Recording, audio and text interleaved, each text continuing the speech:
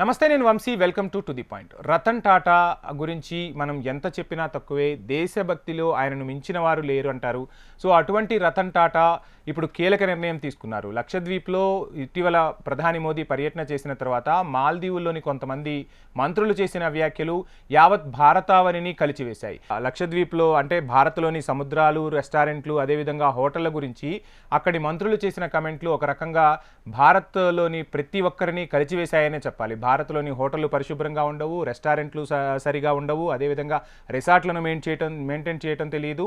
మా మాల్దీవులతో మీ లక్షద్వీప్కు పోటీ అంటూ అక్కడి మంత్రులు చేసిన వ్యాఖ్యలతో రతన్ టాటా ఒక కీలక నిర్ణయం తీసుకున్నారు. అంటే ప్రతి ఒక్కరూ విమర్శలు చేస్తూ ఉంటారు. ఆ విమర్శలకు ధీటుగా సమాధానం చెప్పడంలో రతన్ టాటాను మించిన వారు మన దేశంలోనే లేరంటారు.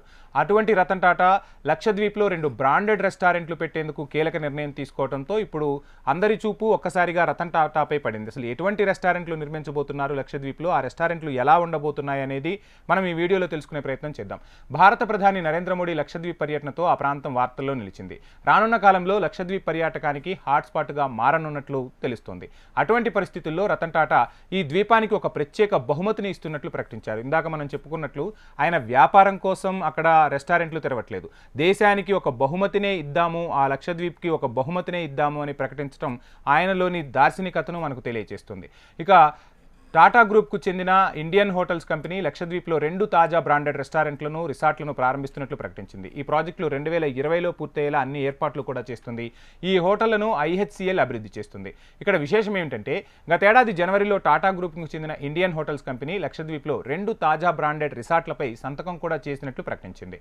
లక్షద్వీప్లోని సుహేలి, కద్మత్ దీవుల్లో ఈ హోటళ్లు తెరవబడతాయి. ప్రధాని మోదీ దీవుల చిత్రాలను షేర్ చేసి వాటిని పర్యాటక కేంద్రంగా ప్రదర్శించిన తర్వాత లక్షద్వీప్ అకస్మాత్తుగా అందరి దృష్టిని ఆకర్షించింది.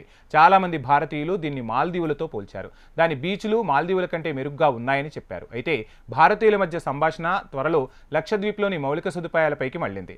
ఈ ద్వీపాల్లో పర్యాటకులకు వసతి కల్పించడానికి తగినంత హోటళ్లు, రిసార్ట్లు ఉంటే వారి సంఖ్య మరింత పెరుగుతుందని భావిస్తున్నారు. ఈ నేపథ్యంలోనే రతన్ టాటా కూడా ఒక కీలక నిర్ణయం తీసుకోవటం, అక్కడ 2 బ్రాండెడ్ రెస్టారెంట్లు ఏర్పాటు చేయడంతో మిగిలిన పారిశ్రామికవేత్తలు కూడా హోటల్ రంగంలో ఎవరైతే భారత్లో కీలకంగా ఉన్నారో వారంతా కూడా లక్షద్వీప్లో వివిధ రెస్టారెంట్లు ఓపెన్ చేసేందుకైతే వడివడిగా అడుగులు వేస్తున్నారు. ప్రభుత్వం నుంచి కూడా వారికి తమదైన మద్దతు ఖచ్చితంగా ఉంటుంది. సో త్వరలోనే లక్షద్వీప్ అనేది మాల్దీవులను మించిన పర్యాటకంగా మారుతుంది అనడంలో ఎటువంటి సందేహము లేదు. సో రతన్ టాటా నిర్ణయాన్ని మనందరం ఒకసారి అభినందించాల్సింది. ఎందుకంటే ఒక అడుగు మొదట ఎవరైతే వేస్తారో ఆ తర్వాత అంటే ఒక దారి వేసిన తర్వాత ఆ దారిలో నడవటం ఎవరికైనా సులువే. అటువంటి దారిని రతన్ టాటా ఎప్పటి నుంచో దేశంలో ఇటువంటి దారులు ఎన్నో తెరిచారు. పారిశ్రామిక పరంగా, హోటళ్ల పరంగా, తర్వాత సాఫ్ట్వేర్ పరంగా ఎన్నో మార్గాలను తెరిచి చూపి భారత ఖ్యాతిని ప్రపంచ నలుమూలలా వ్యాపింపజేసేందుకు కృషి చేస్తున్నటువంటి రతన్ టాటాకు మనందరి తరపున ఓ బిగ్ సెల్యూట్. ఇది ఇవాల్టి to the point. Please subscribe HM TV.